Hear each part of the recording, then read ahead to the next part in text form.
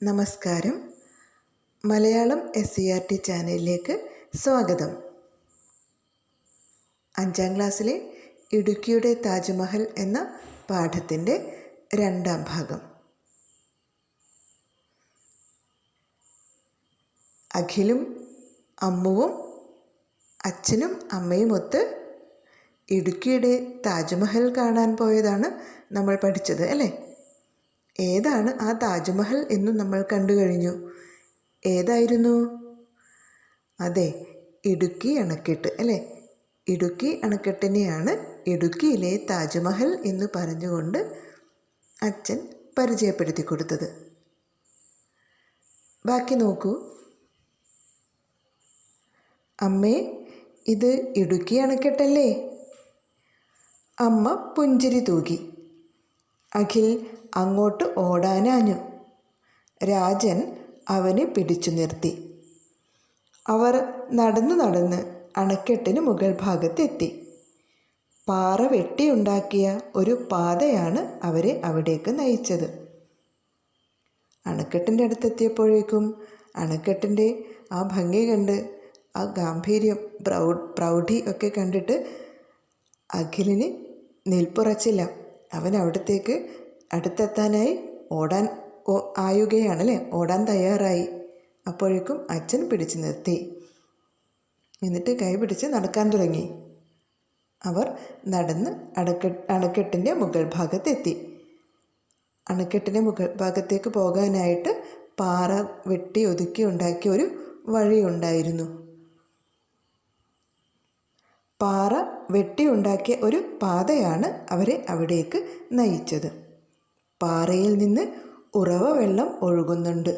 നല്ല തണുപ്പുള്ള ചില്ലുവെള്ളം. അവർ നടക്കുന്ന ആ പാറയിൽ നിന്നും വെള്ളം ഇങ്ങനെ കിനിഞ്ഞു വരുന്നുണ്ടായിരുന്നു. നല്ല ജലസമൃദ്ധമായ സ്ഥലമാണല്ലേ?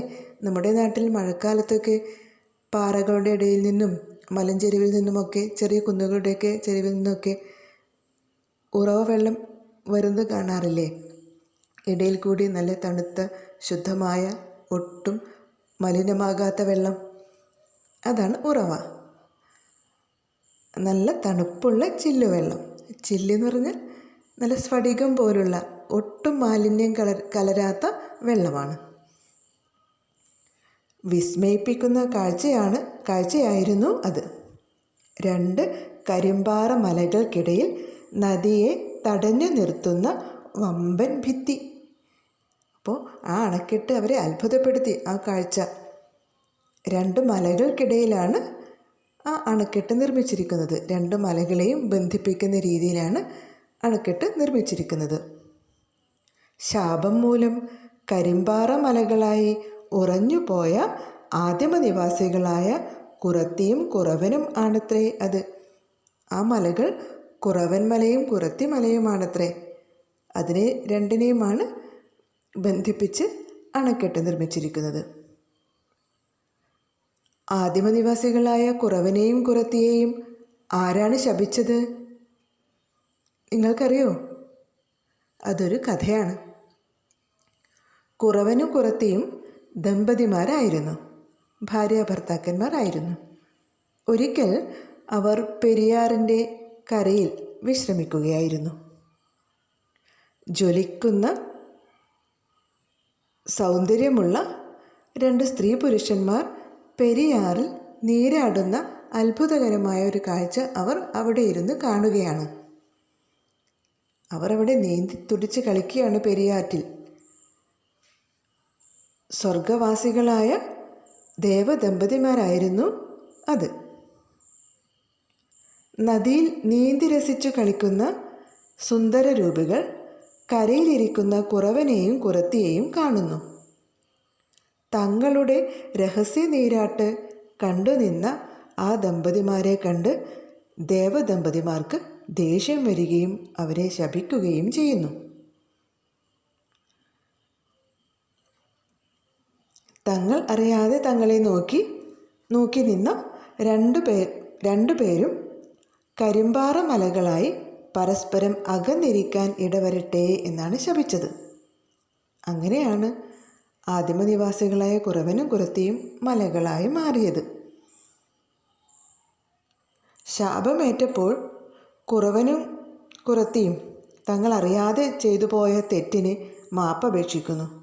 അപ്പോൾ ദേവദമ്പതിമാർ അവർക്ക് ശാപമോക്ഷം നൽകുകയാണ്. എന്താണ് ശാപമോക്ഷം? കലിയുഗത്തിൽ മനുഷ്യർ നിങ്ങളെ പരസ്പരം ബന്ധിപ്പിക്കുന്ന ഒരു ഭിത്തി പണിയും, അങ്ങനെ നിങ്ങൾക്ക് ഒരുമിക്കാം എന്ന്. അങ്ങനെ നിർമ്മിക്കപ്പെട്ട ഭിത്തിയാണ് ഈ അണക്കെട്ട് എന്നാണ് ആ പ്രദേശങ്ങളിലൊക്കെ പ്രചരിക്കുന്ന കഥ.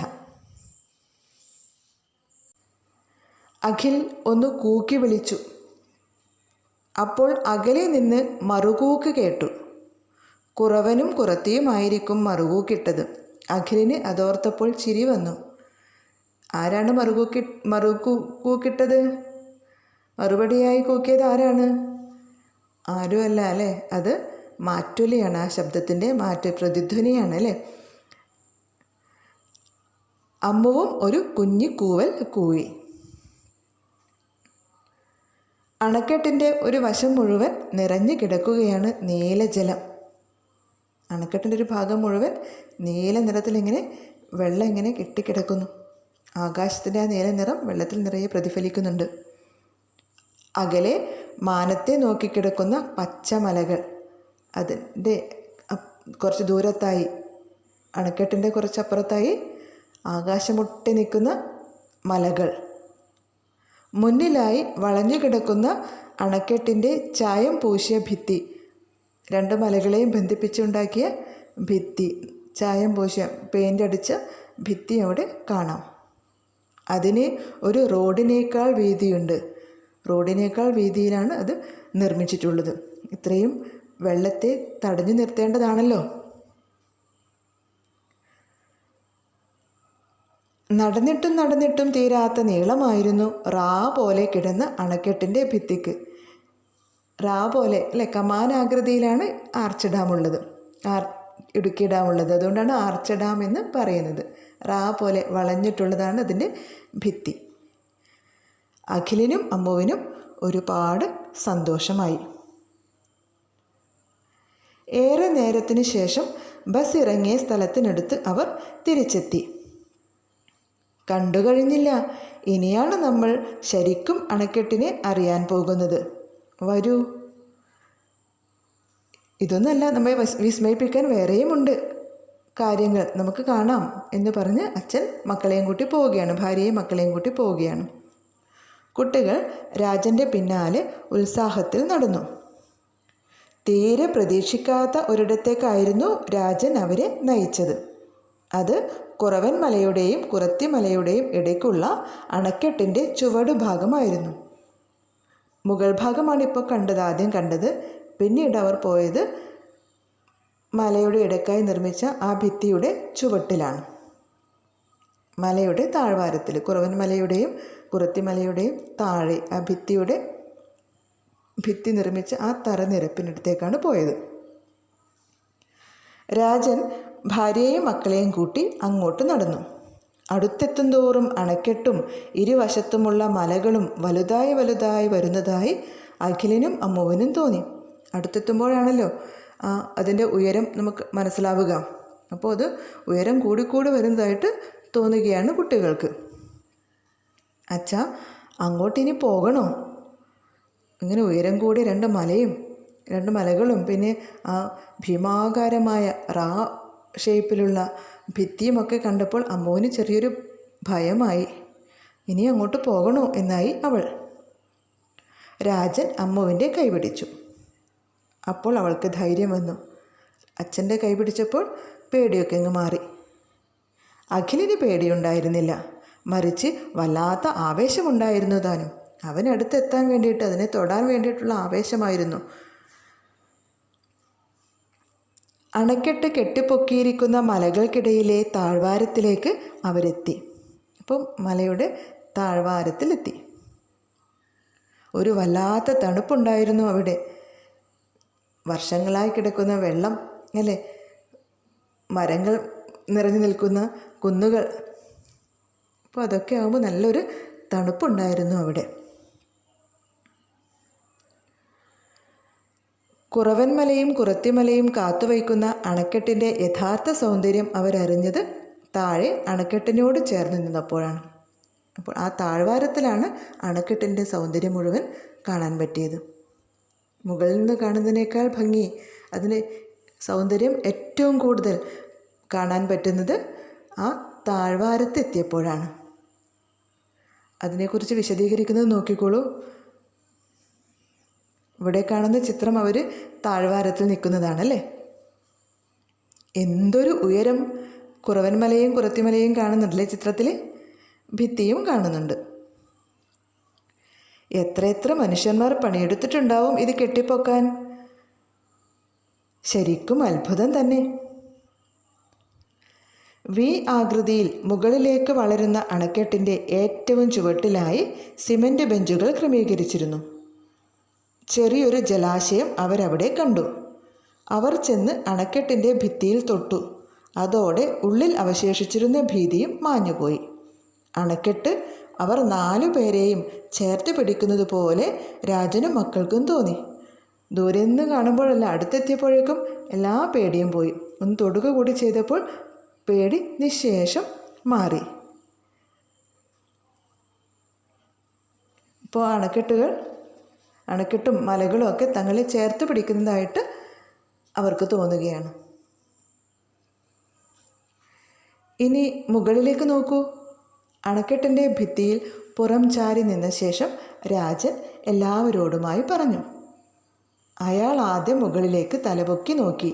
പിന്നെ മറ്റുള്ളവരും മുകളിലേക്ക് നോക്കാൻ പറഞ്ഞു. മറ്റൊരു വിസ്മയം അവിടെ ഇരിപ്പുണ്ട്. എല്ലാവരും മുകളിലേക്ക് നോക്കി. 4 തൊണ്ടകളിൽ നിന്നും വിസ്മയ ശബ്ദം ഉയർന്നു. ആഹാ അല്ലേ! നീലാകാശത്തിന് താഴെ അണക്കെട്ട് ഒരു സർപ്പശിരസ്സു പോലെ അവർ 4 തലയ്ക്കു മീതെ മറ പിടിച്ചിരിക്കുകയായിരുന്നു.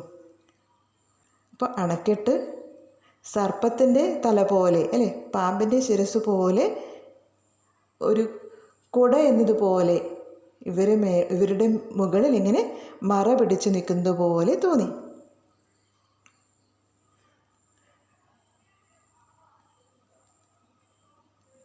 ഇരുവശത്തേക്കും താഴെ നിന്നും മുകളിലേക്കുള്ള വളവുള്ള രീതിയിലാണല്ലോ അണക്കെട്ട് പണിതുയർത്തിയിരിക്കുന്നത്. അത് ശരിക്കും കാണാൻ അങ്ങനെ ഏറ്റവും ചുവട്ടിൽ പോയി നിൽക്കുക തന്നെ വേണം. അപ്പോൾ അണക്കെട്ടിൻ്റെ ഭംഗി മനസ്സിലാവണമെങ്കിൽ അതിൻ്റെ ചുവട്ടിൽ തന്നെ പോകണം. മുകളിൽ പോയി നിന്നാൽ അതിൻ്റെ പകുതിയല്ല, കാൽഭാഗം മാത്രമേ കാണാൻ പറ്റൂ. അണക്കെട്ടിൻ്റെ സൗന്ദര്യം പൂർണ്ണമായും കാണണമെങ്കിൽ അവിടെ താഴ്വാരത്തിൽ പോകണം. താഴ്വാരത്തിൽ പോയി അതിൻ്റെ മുകളിലേക്ക് നോക്കുമ്പോഴാണ് ഏറ്റവും അത്ഭുതം കാണാൻ പറ്റുന്നത്. ഒരു സർപ്പത്തിൻ്റെ ശിരസ്സു പോലെ ഇങ്ങനെ വളഞ്ഞു നിൽക്കുകയാണ് റാ ഷേപ്പിൽ നിർമ്മിച്ചിരിക്കുന്ന ആ ഭിത്തി. ആ ഭിത്തിയുടെ മുകൾ ഭാഗം ഒരു കുട എന്നതുപോലെ, പാമ്പിൻ്റെ പത്തി പോലെ അത് കാണപ്പെടുന്നുണ്ടായിരുന്നു. അഖിലും അമ്മുവും കണ്ണുകൾ അടച്ചു. അണക്കെട്ട് കാലങ്ങളായി തടുത്തു നിർത്തിയിരിക്കുന്ന വെള്ളത്തിൻ്റെ തണുപ്പ് ഭിത്തിയെ ഭേദിച്ച് അവരെ തേടിയെത്തി. ആ ഭിത്തിയിൽ ചാരി നിൽക്കുമ്പോൾ വർഷങ്ങളായുള്ള ആ കെട്ടിക്കിടക്കുന്ന ജലത്തിൻ്റെ തണുപ്പ് അവർ അനുഭവിച്ചറിഞ്ഞു. അമ്മയെപ്പോലെ കാതുകളിൽ പ്രപഞ്ചത്തിൻ്റെ ഇരമ്പം, ആ വെള്ളത്തിൻ്റെ ആ ഒരു ശബ്ദം പ്രപഞ്ചത്തിൻ്റെ മുഴക്കം പോലെ അവരുടെ കാതിൽ അലയടിച്ചു. അവർക്കാദ്യം തോന്നിയിരുന്ന ഭയം ശരിക്കും മാറിപ്പോയി. ഇപ്പോൾ ഭീമാകാരമായ ആ അണക്കെട്ടിനെ ആദ്യം കണ്ടപ്പോൾ പേടി തോന്നിയിരുന്നു. പക്ഷേ ഇപ്പോൾ ഒട്ടും പേടിയില്ല. അമ്മയുടെ അടുത്ത് എത്തിയതുപോലുള്ളൊരു പ്രതീതിയാണ് ഉണ്ടായത്. അണക്കെട്ടമ്മയെ അഖിലാണ് ആദ്യം അങ്ങനെ വിളിച്ചത്. അണക്കെട്ടിന് അമ്മയെപ്പോലെ തോന്നി. അമ്മയുടെ സ്നേഹസ്പർശം പോലെയാണ് അണക്കെട്ടിനെ സ്പർശിച്ചപ്പോൾ അവർക്ക് അനുഭവപ്പെട്ടത്. പിന്നെ ഏട്ടനെ അനുകരിച്ചുകൊണ്ട് അമ്മവും അമ്മയെ എന്ന് അണക്കെട്ടിനെ വിളിക്കുകയാണ്. തീർച്ചയായും അമ്മ തന്നെയാണല്ലേ അണക്കെട്ട് അണക്കെട്ടിൻ്റെ ഉള്ളിൽ എന്താ ഉള്ളത്? വെള്ളം. വെള്ളം ശരിക്കും ജീവജലമാണല്ലേ. അമ്മ നൽകുന്ന അമ്മിഞ്ഞപ്പാൽ പോലെ നമ്മുടെ ജീവൻ നിലനിർത്തുന്ന ഒന്നാണ് ജലം. കൂടാതെ നമുക്ക് വെളിച്ചം നൽകുന്നതും ആ തടഞ്ഞു നിർത്തിയ വെള്ളത്തിൽ നിന്ന് തന്നെയാണ്.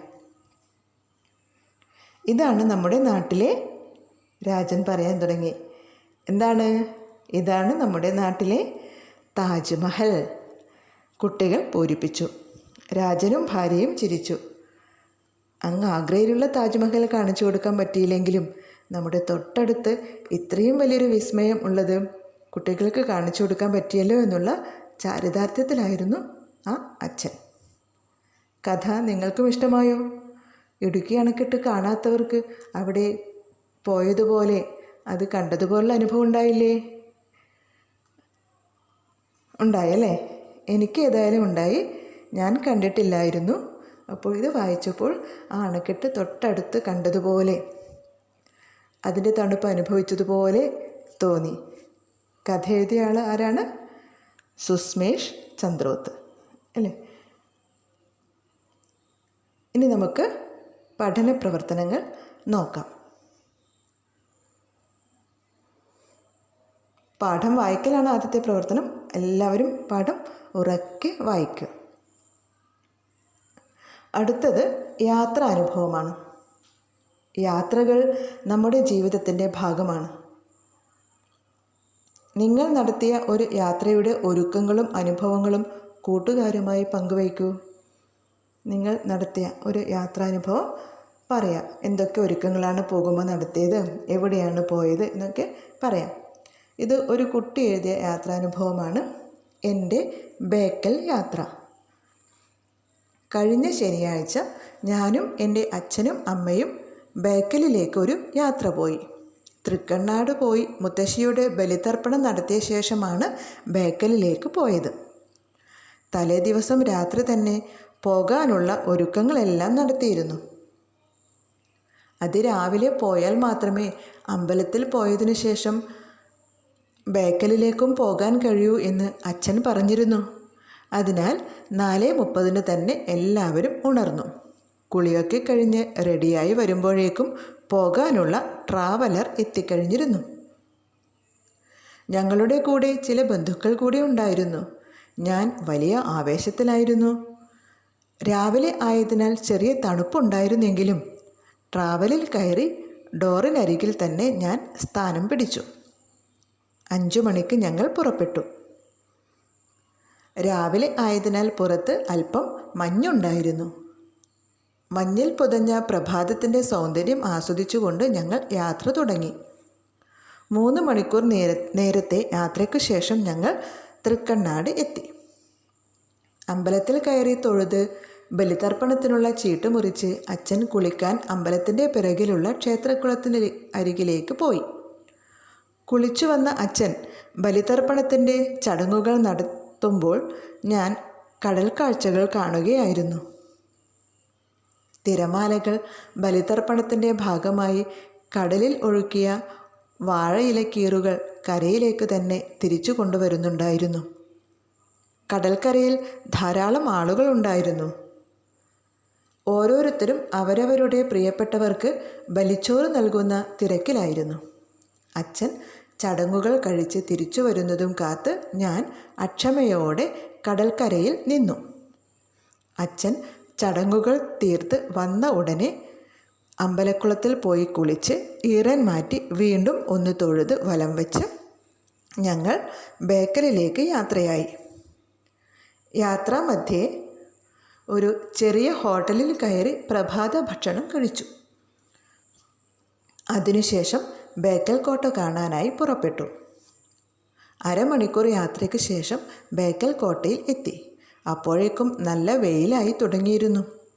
അതൊന്നും വകവയ്ക്കാതെ പൂച്ചെടികൾ നിറഞ്ഞ വഴിയിലൂടെ ഞാൻ കല്ലുകൾ കൊണ്ട് കെട്ടി ഉയർത്തിയ കോട്ടയുടെ മുകളിലേക്ക് ഓടിക്കയറി. അവിടെ നിന്നുകൊണ്ട് കടൽ കാണാൻ എന്തൊരു ഭംഗിയായിരുന്നു. പതച്ചുയരുന്ന തിരമാലകൾ കരയോട് കിന്നാരം പറയുന്ന കാഴ്ച കണ്ട് കുറേ നേരം ഞാൻ അവിടെ നിന്നു. ചരിത്ര സ്മരണകൾ ഉറങ്ങുന്ന കോട്ടയുടെ ഓരോ ഭാഗവും അച്ഛനമ്മമാരുടെ കയ്യും പിടിച്ച് ഞാൻ നടന്നു കണ്ടു. മുകളിൽ കയറി ഉറക്കെ കൂവി പ്രതിധ്വനി ആസ്വദിച്ചു. വെയിലിൻ്റെ ചൂട് ശക്തി പ്രാപിച്ചപ്പോഴാണ് ഞങ്ങൾ അവിടെ നിന്നും ഇറങ്ങിയത്. ഒരിക്കലും മറക്കാൻ കഴിയാത്ത അനുഭവങ്ങളാണ് ആ യാത്ര എനിക്ക് നൽകിയത്. ഇത്ര അധികമൊന്നും വേണമെന്നില്ല കേട്ടോ. നിങ്ങൾ നടത്തിയ യാത്രയെക്കുറിച്ച് ചുരുക്കി എഴുതിയാൽ മതി. ഇനി അടുത്ത പ്രവർത്തനം, വാക്കുകളുടെ ലോകം.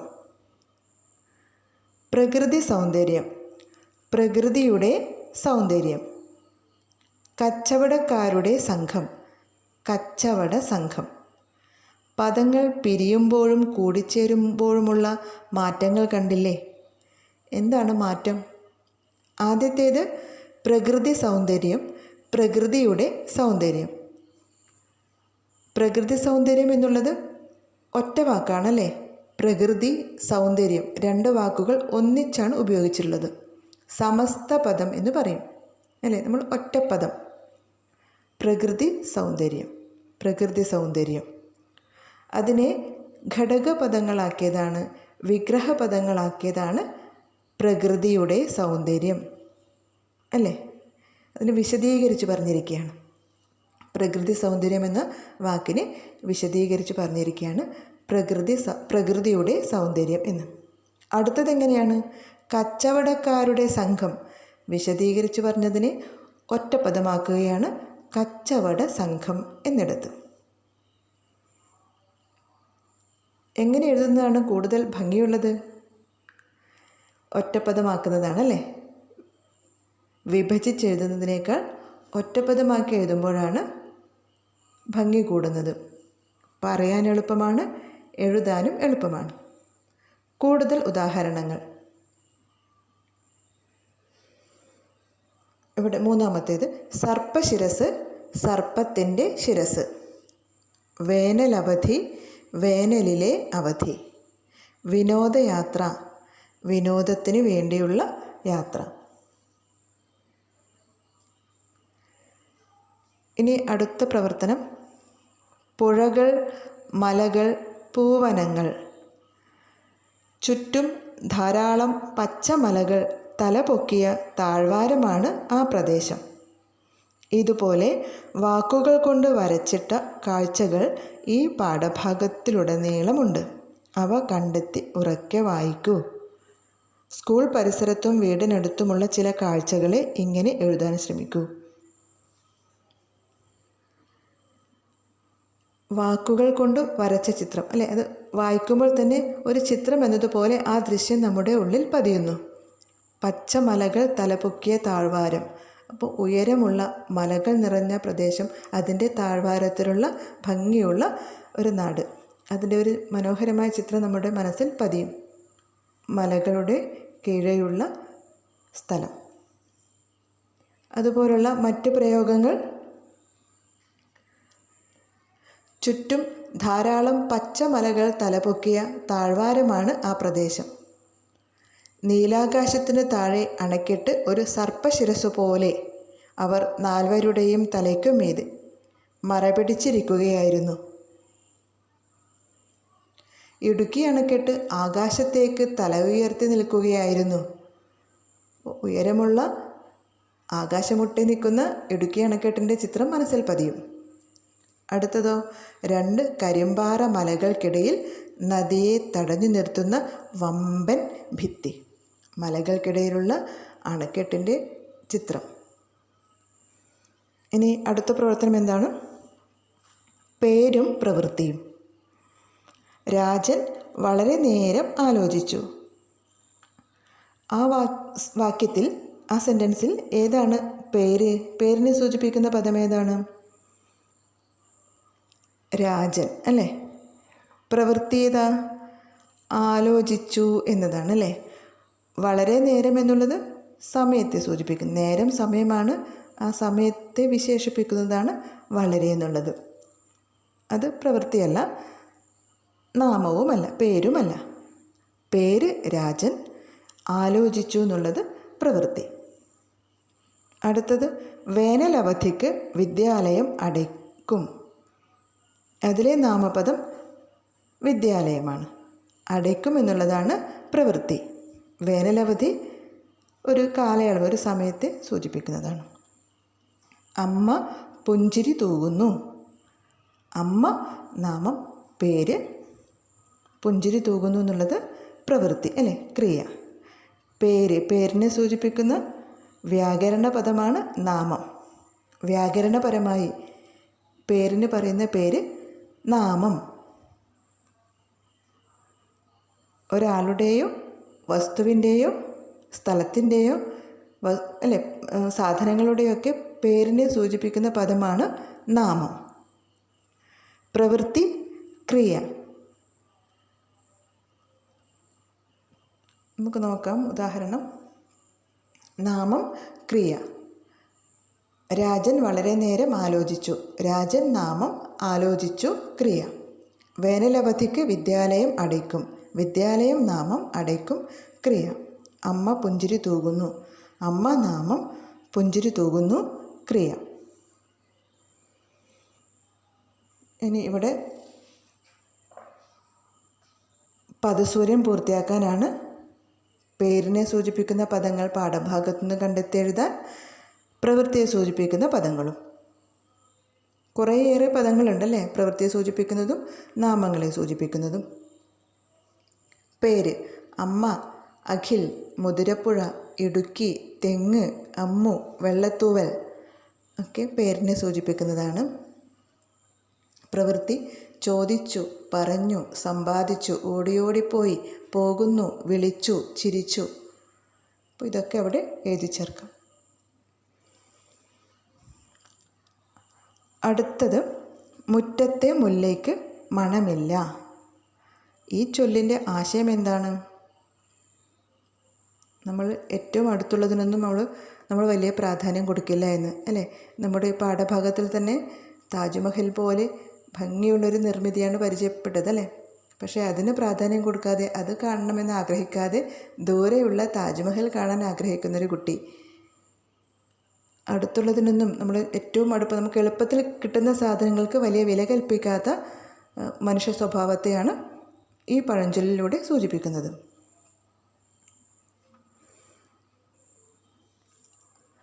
അമ്മുവിനും അഖിലിനും താജ്മഹൽ കാണാൻ കഴിഞ്ഞില്ല. ഏറെ ദൂരത്തേക്ക് പോകാനുള്ള പണവും സാഹചര്യവും ഇല്ലായിരുന്നു. എന്നാൽ സ്വന്തം നാട്ടിൽ ഹൃദ്യമായ അനുഭവമാണ് അവർക്ക് ലഭിച്ചത്. നമ്മുടെ നാട്ടിലും ഇതുപോലുള്ള മനോഹരമായ പ്രദേശങ്ങളുണ്ടാകും തൊട്ടടുത്ത് തന്നെ. അവിടെ യാത്ര പോയി കണ്ട വിശേഷങ്ങളൊക്കെ ഒരു കുറിപ്പായി എഴുതുക. അടുത്തത് കാശ്മീർ കാഴ്ചകൾ. മഞ്ഞിൻ തൊപ്പിയിട്ട, മരത്തിൻ്റെ പച്ചയുടുപ്പിട്ട, അരുവി കൊണ്ട് അരഞ്ഞാണമിട്ട, പൂക്കളാൽ വിരിപ്പിട്ട കാശ്മീരെ, നിന്നെ ഞാനൊന്ന് ഉമ്മ വെച്ചോട്ടെ. മഞ്ഞിൻ്റെ തൊപ്പി അണിഞ്ഞിട്ടുണ്ട് കാശ്മീർ. പിന്നെ മരത്തിൻ്റെ പച്ചയുടുപ്പ് ഇട്ടിട്ടുണ്ട്, അരുവി കൊണ്ട് അരഞ്ഞാണം ഇട്ടിട്ടുണ്ട്, പൂക്കളാൽ വിരിപ്പിട്ട കാശ്മീരെ, നിന്നെ ഞാനൊന്ന് ഉമ്മ വെച്ചോട്ടെ എന്നാണ് ഒരു കൂട്ടുകാരി കാശ്മീർ കണ്ട ദിവസം എഴുതിയ ഡയറി കുറിപ്പിലെ വാക്യങ്ങളാണിവ. ഈ കുറിപ്പിൽ കാശ്മീരിൻ്റെ ഒരു ചിത്രം കാണുന്നില്ലേ? എന്തൊക്കെയാണ് കാശ്മീരിൻ്റെ ചിത്രം? മഞ്ഞിൽ പൊതിഞ്ഞതാണ്, മരങ്ങൾ നിറഞ്ഞതാണ്, അരുവിയുണ്ട്, നിറയെ പൂക്കളുണ്ട് അല്ലേ. അപ്പോൾ ഇതൊക്കെയാണ് കാശ്മീരിൻ്റെ ചിത്രം. കാശ്മീരിനെ ഉമ്മ വയ്ക്കാൻ കുട്ടി ആഗ്രഹിച്ചത് എന്തുകൊണ്ടാവാം?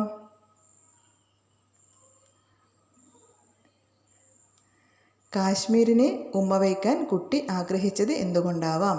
പൂക്കളും അരുവിയും പച്ചമരങ്ങളും നിറഞ്ഞ് മഞ്ഞു മൂടിക്കിടക്കുന്ന കാശ്മീരിൻ്റെ സൗന്ദര്യമാണ് അതിനെ ഉമ്മ വയ്ക്കാൻ കുട്ടിയെ പ്രേരിപ്പിച്ചത്.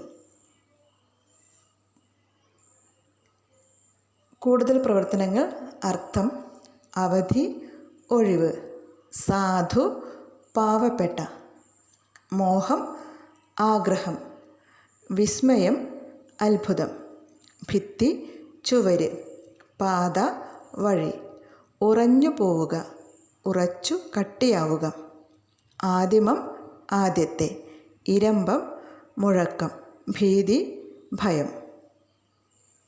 വിപരീത പദങ്ങൾ സാധു, അസാധു, അകലെ, അരികെ, ഓർമ്മ, മറവി, വിശ്വാസം, അവിശ്വാസം, സന്തോഷം, സന്താപം. പിരിച്ചെഴുതുക. ഓടി ഓടി, ഓടി പ്ലസ് ഓടി. നമുക്കതിന്, നമുക്ക് പ്ലസ് അതിന്. തലയുയർത്തി, തല പ്ലസ് ഉയർത്തി. തിരിച്ചെത്തി, തിരിച്ച് പ്ലസ് എത്തി. പര്യായ പദങ്ങൾ ദിവസം, ദിനം, വാസരം, ദിവം, വർഷം, കൊല്ലം, ആണ്ട്, വത്സരം, യാത്ര, യാനം, ഗമനം, അയനം. കുറച്ച് ചോദ്യങ്ങൾ. വെള്ളത്തൂവൽ ഗ്രാമത്തിൻ്റെ സവിശേഷതകൾ എന്തെല്ലാം? ഇടുക്കി ജില്ലയിലെ മനോഹരമായ ഗ്രാമമാണ് വെള്ളത്തൂവൽ. ചുറ്റും ധാരാളം പച്ച മലകൾ തലപൊക്കിയ മനോഹരമായ താഴ്വരയിലാണ് ആ പ്രദേശം. റബ്ബറും തെങ്ങും നെല്ലും ഏലവും കുരുമുളകും ഗ്രാമ്പുവുമെല്ലാം അവിടെ കൃഷി ചെയ്തിരുന്നു. താജ്മഹൽ കാണാൻ പോകുന്നതിൻ്റെ സന്തോഷം അഖിൽ പ്രകടിപ്പിച്ചതെങ്ങനെ? ഉത്തരം: അവൻ താജ്മഹൽ സ്വപ്നം കാണാൻ തുടങ്ങി. താജ്മഹലിൻ്റെ ചിത്രങ്ങൾ സമ്പാദിച്ചു. ഷാജഹാൻ്റെയും മുംതാസ് മഹലിൻ്റെയും കഥകൾ ശേഖരിച്ചു. അമ്മയോടും അനിയത്തിയോടുമെല്ലാം അതൊക്കെ വർണ്ണിച്ച് കേൾപ്പിക്കുകയും ചെയ്തു. ഏത് കാഴ്ച കണ്ടാണ് കുട്ടികൾ വിസ്മയിച്ചു പോയത്? ഉത്തരം: തങ്ങളുടെ മുന്നിൽ ഇടുക്കി അണക്കെട്ട് ആകാശത്തേക്ക് തല ഉയർത്തി നിൽക്കുന്ന കാഴ്ച കണ്ടാണ് കുട്ടികൾ വിസ്മയിച്ചു പോയത്. 4. ഇടുക്കി അണക്കെട്ടിൻ്റെ യഥാർത്ഥ സൗന്ദര്യം കാണപ്പെടുന്നത് എവിടെയാണ്? ഉത്തരം: അണക്കെട്ട് കെട്ടിപ്പൊക്കിയിരിക്കുന്ന മലകൾക്കിടയിലെ താഴ്വാരത്തിൽ നിന്ന് നോക്കുമ്പോഴാണ് അണക്കെട്ടിൻ്റെ യഥാർത്ഥ സൗന്ദര്യം കാണപ്പെടുന്നത്. ഒറ്റ വാക്കിൽ ഉത്തരം എഴുതുക. താജ്മഹൽ സ്ഥിതി ചെയ്യുന്നത് എവിടെയാണ്? ഉത്തരം: ആഗ്രയിൽ. അടുത്തത്: കുട്ടികളിൽ അവശേഷിച്ചിരുന്ന ഭീതി ഒഴിഞ്ഞു പോയത് എപ്പോൾ? ഉത്തരം: അണക്കെട്ടിൻ്റെ ഭിത്തിയിൽ തൊട്ടപ്പോൾ. 3. ശാപം കിട്ടിയപ്പോൾ കരിമ്പാറ മലകളായി ഉറഞ്ഞു പോയതാര്? ആദിമ നിവാസികളായ കുറത്തിയും കുറവനും. അടുത്ത പാഠവുമായി അടുത്ത വീഡിയോയിൽ കാണാം.